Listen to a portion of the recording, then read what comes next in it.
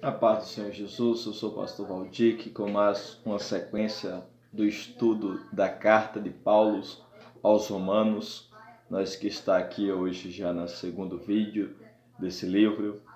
Estamos lendo agora, nós lemos do capítulo 1 até o versículo 7 da carta aos Romanos.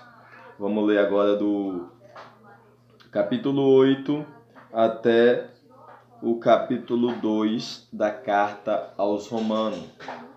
Primeiro, Paulo vai falar aqui do versículo 8, ele diz: primeiro dou graça a Deus por Jesus Cristo acerca de vós todos, porque em todo mundo anuncia a vossa fé. Até o versículo de número 15, Paulo vai falar acerca da fé dos romanos. E Paulo diz que é muito fervorosa, que ele faz menção dessa fé porque em todos os lugares se ouve falar da fé deles. E Paulo vai dizer que faz orações, que relembra deles em oração. Paulo era um homem de oração. Paulo era um homem que orava. A Bíblia diz que muitas vezes se encontra na Bíblia vendo Paulo orando. Outra coisa que Paulo vai deixar notório aqui nesse texto é que ele tinha desejo, vontade de ter com os romanos, com a igreja em Roma, para que ele anunciasse alguns dons do Espírito, para que os romanos fossem edificados e fosse tocado ali pelo Espírito Santo, pelos dons que Paulo ia ali orar e a igreja ia receber. E ele vai falar aqui que muitas vezes, no versículo 10, não quero, porém, irmãos, que ignore, que muitas vezes ele teve vontade de ter, mas foi sido impedido pelo Espírito Santo a não estar ali com eles. O Espírito Santo não queria que Paulo fosse naquele momento, porque para Deus, meu amado, minha amada, existe um tempo determinado. Eclesiastes diz que há um tempo determinado para todas as coisas embaixo do céu. Eclesiastes 3 está escrito isso.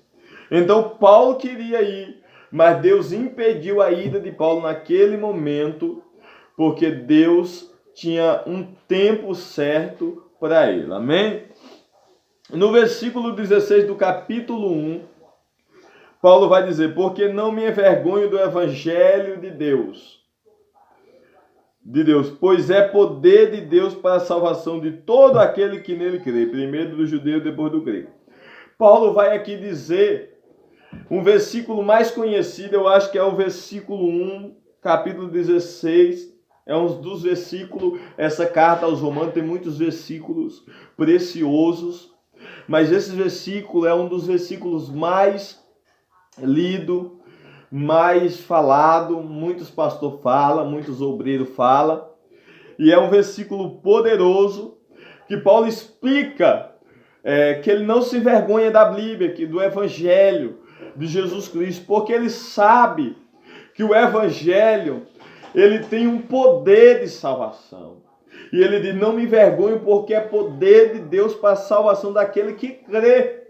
Ou seja, muitas pessoas dizem: pastor, eu tenho que salvar alguém. Você não salva ninguém, meu filho. Você prega o evangelho de Cristo. E o evangelho que tem poder para salvar aquele que crê. Lembra que a salvação só vem se primeiro eu creio. Aí Paulo vai dizer aqui que é o versículo que Lutero leu e que mudou a vida de Lutero, um versículo. O versículo 17 do capítulo 1 está escrito: porque nele se descobre a justiça de Deus de fé em fé. Como está escrito, o justo viverá da fé. Ou seja, não é por obras, não é pelo que eu faço, não é por o que eu sou, é pela fé em Jesus Cristo.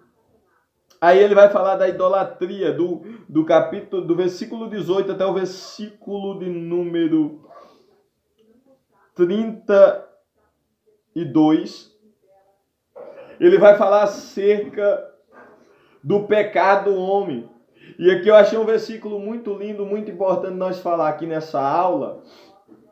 É que no versículo 20, muitas pessoas dizem, por que Deus não se apresenta? Por que Deus não se mostra? Pastor, por que Deus ele não aparece? Aí Paulo explica aqui, ele diz, porque as coisas invisíveis desde a criação do mundo, tanto o seu eterno poder como a sua divindade, se entende e claramente se vê pelas coisas que são criadas, para que ele fique inexclusível. Aqui.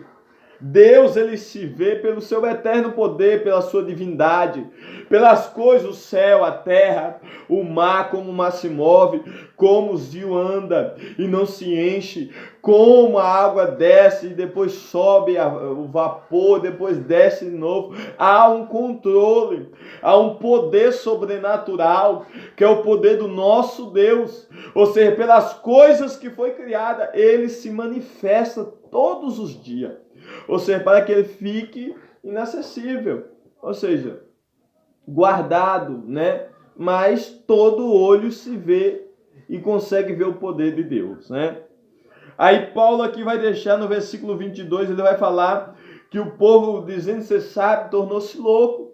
Muitas vezes tem muitas pessoas que acham que é sábio, mas já tornou louco porque não compreende coisas simples, coisas que estão abaixo do nariz dele, para entender acerca da salvação, acerca de pecado, acerca da graça de Jesus. E Paulo vai falar aqui também da mudança da verdade de Deus. Mudaram a verdade de Deus em mentira, versículo 25.